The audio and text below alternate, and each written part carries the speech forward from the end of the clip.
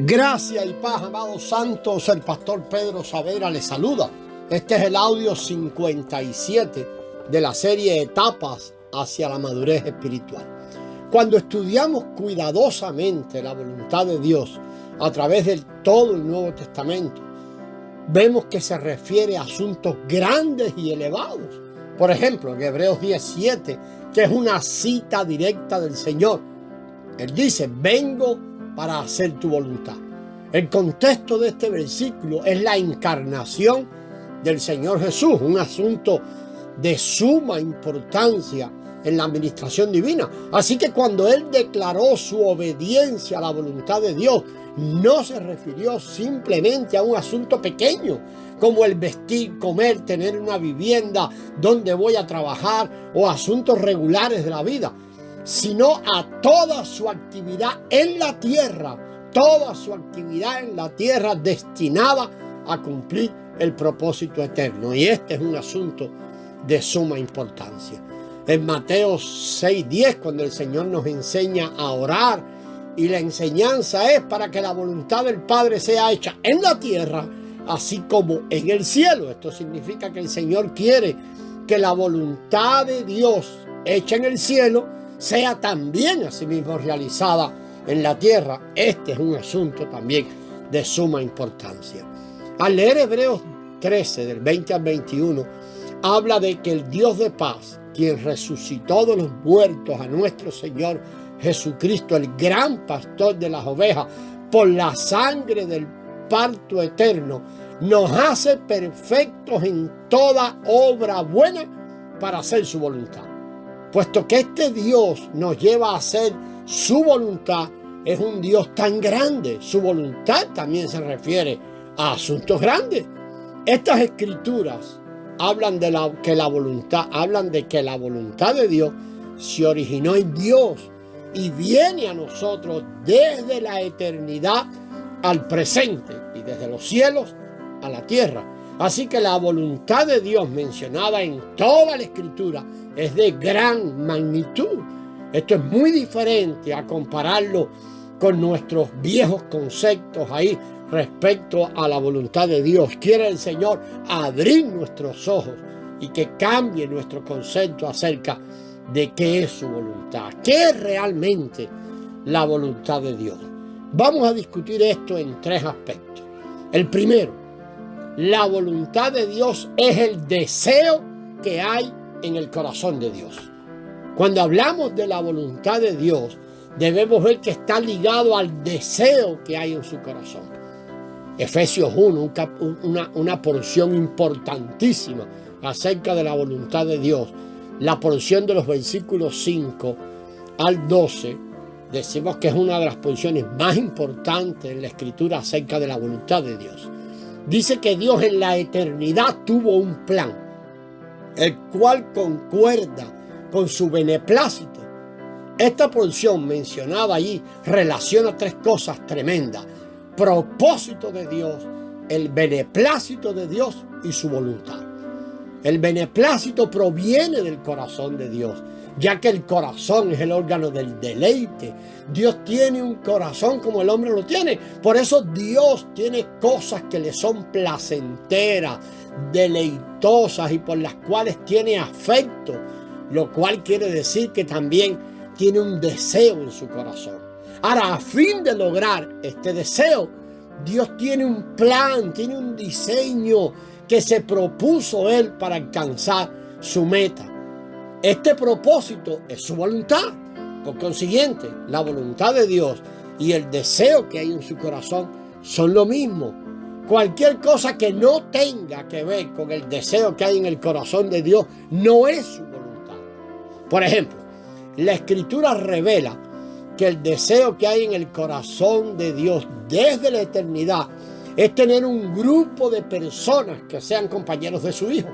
Para alcanzar esta meta, Dios también planeó la creación de los cielos, la tierra y el hombre según su placer o beneplácito. Por consiguiente, creó todo de acuerdo con su plan. En aquel entonces, la creación misma, lo creado por Él, vino a ser su voluntad. En términos sencillos, la voluntad de Dios es el deseo que hay en su corazón, planeado según su beneplácito. Desde su punto de vista, cualquier cosa escondida en Dios es el deseo que hay en su corazón. Desde nuestro punto de vista, cuando el deseo que hay en su corazón es ejecutado sobre nosotros, viene a ser su voluntad.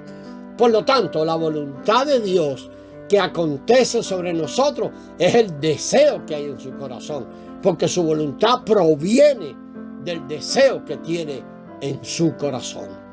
La voluntad de Dios es la mezcla de Él mismo con el hombre. Él desea mezclarse con el hombre.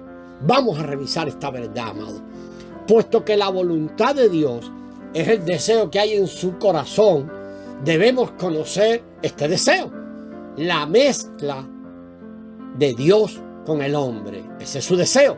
Mezclarse con el hombre es el deseo de Dios y también es su voluntad.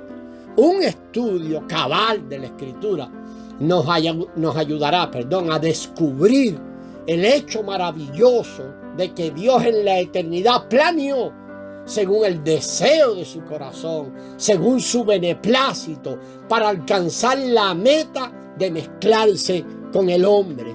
Él hizo todo un diseño para esto. Dios tiene esta voluntad en el universo, forjarse en el hombre, mezclarse con él y hacerse uno con él. Su creación, redención, santificación y otros aspectos de su obra sirven para este único propósito. Este, amado, es el único deseo de su corazón en el universo. Es la única meta y es el principio básico de toda su obra en el Nuevo Testamento. Podemos decir que es el principio básico del Evangelio. Podemos decir que es el principio básico de toda la obra de Dios en Cristo.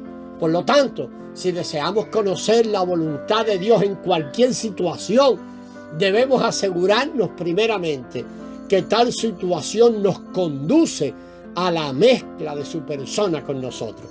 No importa cuán digna, amado hermano, cuán digna de alabanza puede ser una situación. Sin esta mezcla no es la voluntad de Dios. Si el asunto que estamos tratando no conduce a esta mezcla, no es la voluntad de Dios. Y esta debe ser una medida estricta para no dejarnos desviar ni engañar. La vida terrenal de nuestro Señor Jesús es la expresión perfecta de este principio. Mientras Él caminó, tenía una medida, la voluntad del Padre. El Señor dijo: he aquí vengo, oh Dios, para hacer tu voluntad. Hebreos 10, 7 y 9.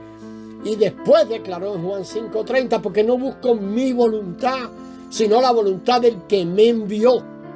Vemos cómo la conducta del Señor Jesús en esta tierra era conforme a la voluntad de Dios. Para Él, toda su vida en esta tierra era la voluntad de Dios.